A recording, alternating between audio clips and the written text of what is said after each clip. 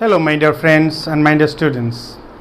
In this video we are going to learn perfective modal sentence structures. इससे पहली वाली video में मैं would have, could have, should have इस सब का सेंस या एक्सप्रेशन बताया था.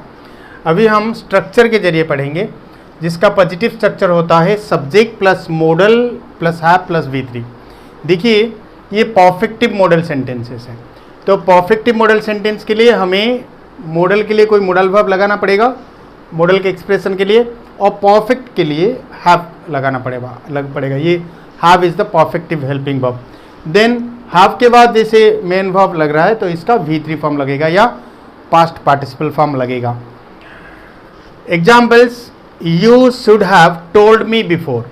जैसे कि आप कुछ मुझे बोले जो कि हाथ से निकल चुका है, कोई सिचुएशन कुछ हाथ से निकल चुका है, जैसे कि आप मुझे पैसे मांग रहे हो या फिर कोई भी सिचुएशन लेकिन जिसका हल अभी नहीं हो सकता, तो मैं आपको बोलूँगा you should have told me before. You should have told मतलब आप मुझे बोलना चाहिए था, बिफोर मतलब पहले, आप मुझे पहले बोलना चाहिए था. ज़्यादातर इस तरह का सेंटेंस हम बोलते हैं, आप मुझे पहले बोलना चाहिए था. You should have told me before.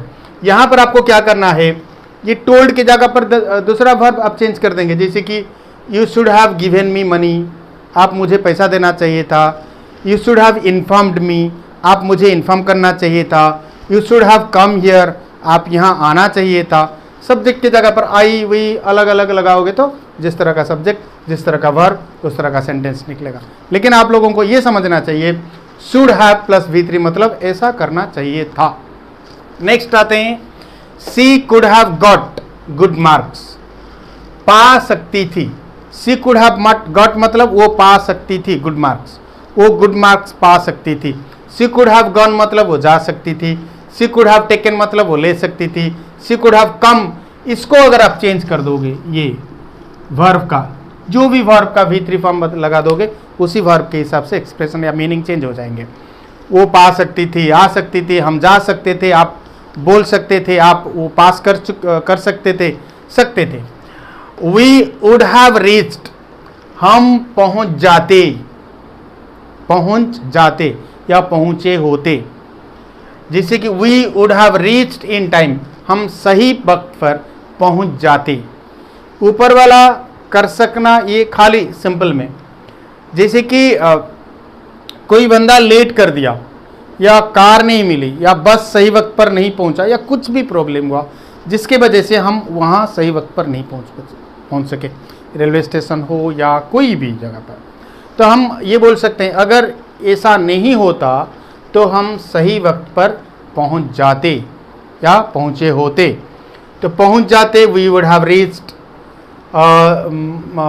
पा जाते वी वुड हैव गॉट, या खेले होते वी वुड हैव प्लेड, देखे होते वी वुड हैव सीन.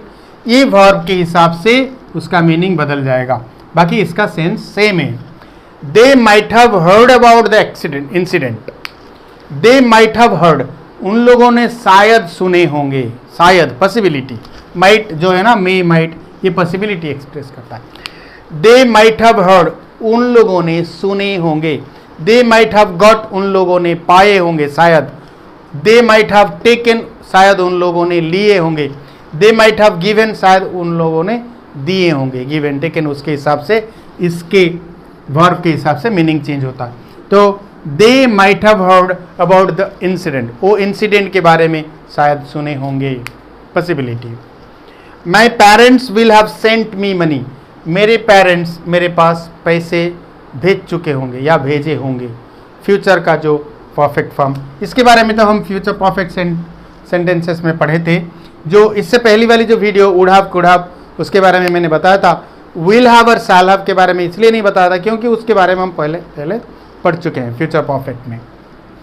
तो शायद आप लोगों ने ये सेंटेंसेस और एग्जाम्पल्स और स्ट्रक्चर समझ गए होंगे. मैं आप लोगों को एक सलाह देना चाहूँगा कि आप इसके ऊपर, this is my advice, make minimum 10 sentences on the positive structure के ऊपर. जैसे कि शुड हैव का मैंने एक एग्जाम्पल दिया है, तो इसके ऊपर आप 2-3 बना सकते हो, इसके ऊपर 2-3, इसके ऊपर 2-3, इसके ऊपर 2-3. ये भी पहले बना चुके हो, अगर बनाओगे तो 1-2 बना देने से अच्छा है. तो सारे सेंटेंसेस को लेके एक्सप्रेशन को लेके आप 2-3 सेंटेंसेस बना लोगे तो you will be very strong in making sentences. Negative ऐसा ही है। नेगेटिव में कैसे करते हैं हम, जो यहाँ जो फर्स्ट ऑक्सिलरी है, 2 ऑक्सिलरी यहाँ पर मॉडल और हैव, आपको क्या करना है, नेगेटिव बनाने के लिए फर्स्ट ऑक्सिलरी के बाद नॉट लगाना है। तो यहाँ पर मॉडल ही फर्स्ट ऑक्सिलरी है, इसके बाद नॉट लगाओगे तो नेगेटिव स्ट्रक्चर बन जाएगा। Subject plus model plus not plus have plus V3, subject model not have plus V3। यहाँ पर एग्जाम्पल से they might not have got the information. देखिए यहाँ पर अगर हम नॉट को हटाएंगे, they might have got the information मतलब शायद उन लोगों को इंफॉर्मेशन मिल चुका होगा या मिल गया होगा। अगर यहाँ नॉट लगाएंगे, शायद उन लोगों को इंफॉर्मेशन नहीं मिला होगा, नहीं तो आ जाते। हम लोगों ने इंफॉर्मेशन भेजे थे लेकिन वो नहीं आए, तो हम ऐसे बोल सकते हैं, क्या बोलते हैं, गेस कर सकते हैं, पॉसिबिलिटी के हिसाब से बोल सकते हैं कि शायद उन लोगों को इंफॉर्मेशन नहीं मिला होगा या वो लोग इंफॉर्मेशन नहीं पाए होंगे। You should not have scolded them, should have यहाँ पर बताया, यू शुड हैव टोल्ड, आप मुझे बोलना चाहिए था। यहाँ पर अगर नॉट लगाते, you should not have told me, आप मुझे बोलना नहीं चाहिए था। जैसे कि यहाँ पर you should not have scolded, आप गाली देना नहीं चाहिए था देम, उन लोगों को। स्कोल्ड का मतलब होता है गाली देना, आप उन लोगों को गाली देना नहीं चाहिए था, बात बिगड़ चुकी है। ऐसे शांत था कुछ मैटर, गाली दे दिए जोर से कुछ लोगों को आप, तो बात बिगड़ गई, तो हद से बाहर हो गया। ये कोई बोल सकते हैं आप उन्हें गाली देना नहीं चाहिए था, चाहे वो जो भी कर लो, गाली देना नहीं चाहिए था। He could not have given, नहीं दे सकता था, could not have given, give का मतलब देना, नहीं दे सकता था द करेक्ट आंसर, वो करेक्ट आंसर नहीं दे सकता था। दे सका होगा या दे सकता था, यहाँ पर नहीं दे सकता था, वो सही आंसर नहीं दे सकता था। ही कुड नॉट हैव कम, वो नहीं आ सकता था। He could not have taken, वो नहीं ले सकता था। He could not have covered, वो कवर नहीं कर सकता था। He could not have taught, वो पढ़ाया नहीं पढ़ा सकता था। इस तरह का सेंटेंसेस, इस तरह का मीनिंग आते। We would not have believed him, we would have believed मतलब हम उन्हें विश्वास किए होते। नॉट लग जाने से we would not have believed him, हमें उन्हें भरोसा नहीं किए होते, अगर उनके ऊपर भरोसा नहीं किए होते तो ऐसा होता। आगे ये जो सेंटेंसेस जो है ना, मैं और एक एग्जांपल बता देता हूँ। She will not have come back from her office, कोई टाइम हम लोगों ने फिक्स किए हैं कुछ करने के लिए, प्रोग्राम करने के लिए, कुछ करने के लिए। सपोज हम किसी का इंतज़ार कर रहे हैं, नहीं यार तब तक वो ऑफिस से वापस नहीं आई होगी। Future perfect, she will not come मतलब, कम बैक मतलब वो वापस नहीं आई होगी, फ्रॉम हर ऑफिस, उसके ऑफिस से वो वापस नहीं आई होगी।